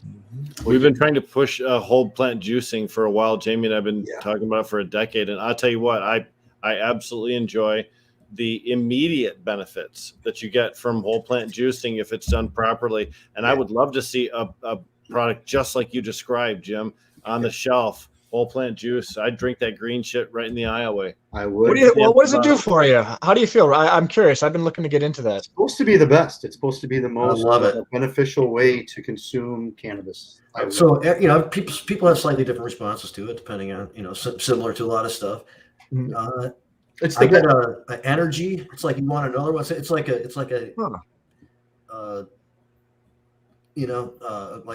healthily doing something that you want more of, or something like that. It's not like a cocaine where you want another line or something like that, but your body just goes, hey, this shit is good and good for you, and you get an energy lift from it, and it's positive, and you're like, hey, I'd like some more of that, that type of thing. So I got that. And the other thing is, I think, like, as many people who watch the show and who are on this show right now, I can smoke joint after joint after joint and function just fine. I'll get high and everything, but it's not like at some point I had too many joints, or something like that. But if I have some of this juice and I start smoking some cannabis, halfway down the joint, I can't smoke anymore. And I call it like high school Stony. I get so incredibly high from that it's really. We expect it's a full spectrum, because you're getting all of the raw cannabinoids that you normally would, plus you're also getting some decarboxylated cannabinoids too. So every particular sensor that you've got in your CB1 and CB2 system just got to be totally on fire. Oh, do you just juice it like a shot, or are you making like a shake out of it? You can juice it like a shot. If you cut it with something that's a little bit sweet, like mango juice or something like that, it's a lot. I mean, it's kind of bitter as it is, but like with something like that, it tastes really good actually, and it's also a compliment. Try that. Honey and lemon, little honey and lemon is good. When I was at home, it was early on. Somebody came in with a couple of thermoses of it, and we all got to partake in a drink of this, and it was. It was incredible just to drink it. And from my understanding back then, the endocannabinoid system just gets lit up from this freshly ground plant that still has, the most. That's a good way to describe my experience. Lit up. Yeah. Your whole cannabinoid system just lights up in your. So you press it like like wheatgrass or something. Yeah. You can't, like if you're using a regular centrifugal juicer or something, it'll it's so sinewy, it'll start burning out that motor. You have to have a specialized unit, like a press. No shit. Okay. Yeah. Oh yeah. Really? Yeah. So the tough stuff. Something I'll tell you what, that work on wheatgrass. That's a good sign. CB1, CB2 on fire. When you are drinking cannabis juice like that, whole cannabis juice like that, there's never a dull moment. Conversation is always brisk. Everybody is dopamined out. We're all paying attention and inspirational. It is really just a great experience. I mean, look, I have a lot of different ways in which to take cannabis. Most of them are fun, but they're not remarkable. This is a remarkable way to take cannabis. Really? That just enlightened my day there. I got some good stuff I'm growing now. Check out. So. Yeah. Dr. Take some of the fan leaves and throw them in your juicer. Yep. Dr. William L. Courtney, who has done a lot of research and has got some information out there. And there's an optimal time to take leaves too during a certain week of I think 4 to 6 weeks into veg rather, something like that. There's a lot of YouTube videos on how to properly do raw cannabis juicing. I would watch a few. And yes, John Schlicker, that is correct. Ken Byer and Nick Panacidi. Remember him? Yes, Nick Panacidi. Yes, of course. I talked to him not too long ago, actually, about some stuff. Such a great guy. It's been a while since I talked to him. It was cool. He and his wife Jane. Yes, absolutely. They're no longer together, but yes, they. Oh, back then that was pretty cool. But he and Ken really got the juice going. They actually brought William Courtney in to do a presentation. Rick was the host of that event. It was at a hospital in Flint. It was at a banquet room at a hospital in Flint. It was pretty cool. The Genesis Health Complex. So yes, it was a hospital function, and there were actual doctors and nurses from the hospital that came and attended that. So that was a really high level intellectual conversation directed at medical professionals. It was one of those things that, Yeah, I didn't understand it. I mean, I understand the gist of what he said, but he got into areas medically that were needed to be of that world to kind of, Yeah, if you didn't have the requisite knowledge about the human system, you were kind of lost. So, and I love the fact that we're able to bring that type of intellectual dialogue at that level, speaking from doctor to doctor. Oftentimes you have to speak attorney to attorney.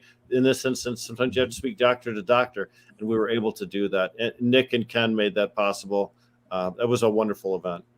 So, also Ken was one of the first that really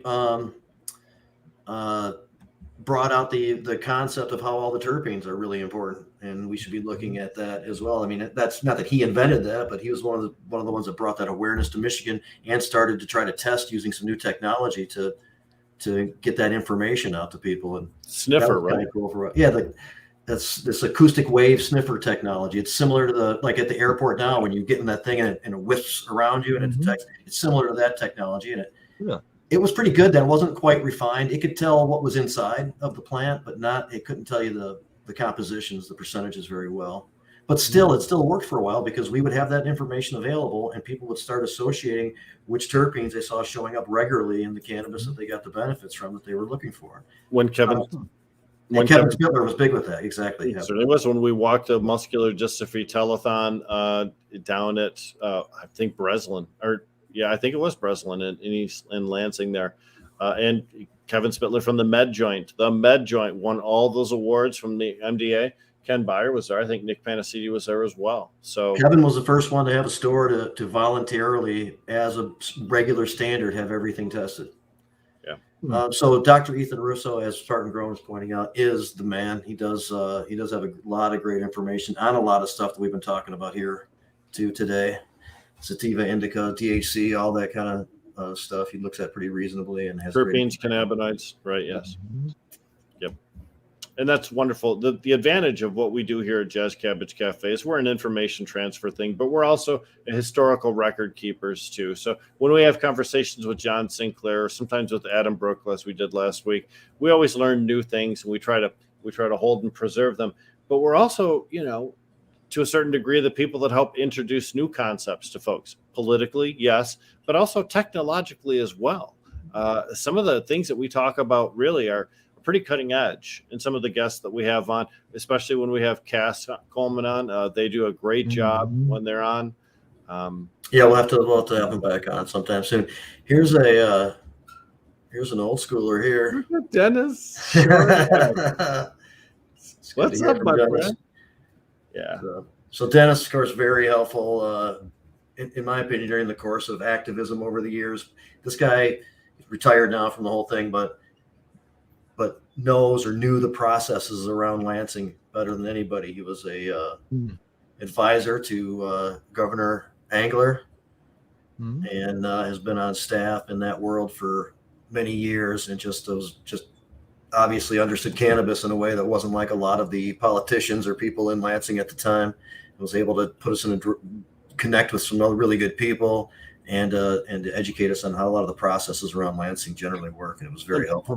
Provide some incredible guidance and advice too, at a time when oftentimes we were uncertain of exactly where to go or how to do things. So, for every person that you see up front that's leading a charge, for every 9 people that helped write the MRTMA, Jamie's one of them. There was a whole second tier or third tier of halo of people out there that were helpful and contributing. And we can't reach all of them, but Dennis Shornack absolutely was there for a long time, for a great number of years. So I know we get into it. There's a funny story there, though. They wanted him to show up and do a presentation in place of somebody in Ipsy Township, actually, right near where Third Coast was going, and it was to look. It was like a Michigan Townships Association sponsored event, and a lot of people were showing up there in ways to discuss how localities can circumvent this activity, and this is very, very in opposition type of oriented thing. And his presentation is all about how this could be used advantageously, and how there's a lot of opportunities in this, and how we could utilize this as a way to really move some business ahead, and all this other, this different things like that. And that is not what they wanted to hear. And that's when that white paper came out later on to try to clarify some of these things in the law. Gerald, what's his name? What was his last name, Jimmy? Gerald Fisher. Gerald Fisher's, yeah. Gerald Fisher's. This is not meant to be a business for anybody, that kind of stuff. That white paper haunted us for a long time, and it was. It didn't take off though as they intended. I think it was kind of. But yeah, there were a couple. The concurrent opinion in Redden. The concurring opinion, or the dissenting opinion rather in Reading. I mean, just my God, certain documents that people chose to gravitate toward because it just reinforced their existing belief system about cannabis. So they can hear 99 good things, but they're only going to talk about the one bad thing that they heard. And that certainly was evident. And I mean, all the way from, let's go back to 10, when raids started, 10 all the way through, even after 16, if we got the MMFLA, they still started shutting places down, thinking that we had this whole brand new industry that would replace the pirate distribution centers we had everywhere. Yeah, here's Dennis. He's talking about they had a plan, and they put together some really high level people in each area, like very high level agricultural, professors, lawyers, from Dykema. Every component was just high level, and they really wanted to do something that made sense. Not be at the corporate raiders or whatever, but utilize the basis for perpetuating its spirit and intent. And they put together a great group to do it. Just never really took off. There's a lot of resistance, and then we had true pioneers, like frontier type shit. Right. Yep. Yeah. Look, the risk was real. I mean, when we look at the names of people that actually went to jail, you could just run down a whole list. Randy Crowell, start there. Ryan Basord, Rick Ferris. It just you can continue to go. Everybody's Cafe. Jim Amsdale. Oh my God, Jim multiple times. They just Chad Morrow. Jamie Fricky. Look at all the trouble that poor woman went through. She didn't deserve any of it. Yes. The whole still going through shit. Yep. So the fact is, we had a lot of people that put their ass on the line in order to achieve things. And what we originally started to achieve was to just get patients access to medicine. We had this wonderful new marijuana law that said now you can hook up with a caregiver or grow your own, but nobody knew any caregivers. Nobody knew how to get to anybody. And months into the program, there were all these people registered as patients, and they were coming and saying, what do I do? What do I do? How you got to help me? So we were like, I think about the 12th state in or something like that. And there were people in opposition, DEA and others got to the Townships Association, the Michigan Municipal League, and other people willing to be a part of this, and kind of, created and made sure people were aware of all of the ways that they can be obstructionists and not allow this law to actually be implemented as intended. And they went for it full bore. It didn't. In fact, it was like shooting fish in a barrel. Once people thought that they now had the law on their side and were open about doing stuff, and ended up getting arrested and raided. All those figures went way up after medical marijuana passed. every time the appellate court would rule against us, and the appellate court ruled against us like 19 times in a row, then there was a new standard for regulations in the state. And people would read the 2008 medical marijuana law, and they believed in their heart of hearts and their soul that they were doing the right thing. But they didn't recognize that 2 years after that, some court case made the interpretation of what you read in plain language as something completely different from what it meant. And you really had to segregate each and every one of your patients' plants with a wire fence and lock each and every one of them up separately, and no one but you could ever touch the plants. It was just the wrong interpretation. And people would never get that from reading the original law, because there were so many different factors changing the law, and it wasn't conducive to having patients stay out of jail, which is really tragic, because there were a lot of people that ended up accidental criminals, certainly never intending to do anything wrong, but accidentally finding themselves on the wrong side of enforcement. And for low pro grow, no, you don't. It's just a fresh plant. A lot of times people do it in third week of flower. It's a common time, and I think that's what Dr. Courtney actually suggests. But it's a time when people are trimming their plants a lot anyway. I'm going into week 3 right now, so I'm going to let you know. Actually, I'm going to tear some fan leaves off and give it a shot. Hey, Jim, did you want to get in on that conversation about the old times? Because you were certainly around there. Yeah, the old times are still today's times, and not much. We're still fighting. There's still stuff that's important to keep alive. Back then, and you see a lot of the same people, like Chuck Green back then was really big, and Mike Whitty. I remember Mike Whitty coming by Oma Medicine and really disseminating information. Dr. Detroit. Yeah, Dr. Detroit coming by. We had a lot of fundraisers. I remember we had fundraisers for Mike Halton, for Jeff Irwin at Oma Medicine. Later on, we had one for Dana. But yeah, it's an ongoing thing, and I don't know. Like we always say, this is a constant fight. It's never going to really end. We're always going to have to be fighting for it, because there's always going to be a new wave of people that are representing another group of people that aren't educated on it. And there's going to be a new representative, a new senator that needs to get a download of what cannabis does and what it is and what the state's about and what those laws are. So yeah, as Dennis pointed out, you pass a law, how it's executed is dependent upon those people who are making the decisions and how they're going to be executed. Also, he's very aware of Steve Linder's an old schooler too, and he's very aware of him. And you can see Dennis's look at what DeRuiter has done to everything. Fuck Steve Linder is what he means. Yeah. This DeRuiter decision is like the 2.0 version. It seems like these local townships are doing everything in their power to obstruct people with these silly ordinances that they're coming out with. And unfortunately, until it gets to the courts and we get some injunctive relief somewhere, they're just going to keep doing it. But see, injunctive relief isn't going to solve the problem either, because injunctive relief really doesn't go before a judge where he says this is a correct interpretation of law and this is an incorrect one. So although I want injunctive relief to be able to stop places from actually hurting people just because they're growing cannabis in the way they were accustomed to doing it for 12 freaking years. But what we really need is a good case to come up where someone's actually penalized, and we can run it all the way up to the Supreme Court if we have to, and feel confident that we have the right one, and we have the right legal team too. And it might take a while before we get there, but until then, we have a lot of communities that are just doing wrong by their citizenry.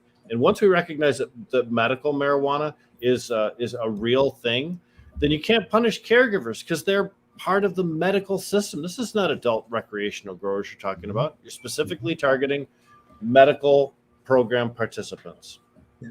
They'll be heroes like decades from now. Will be looked upon how they were chastised and pushed down, basically, because the truth always comes out. Always comes out. It'll come out with that too. And cannabis, the medicinal side, I think, is on a rebound right now.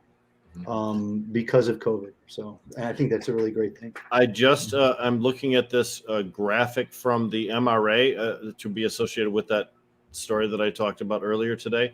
And medical is basically just plateaued. It's essentially at the same level it was in 2020, maybe slightly lower than that. But it seems as if what we've seen is a stabilization of the medical program, and it's viable. It still creates, as you saw from the numbers, almost $500 million, $450 million worth of revenue. So the medical program's alive and well, even if it's not as strong as it used to be.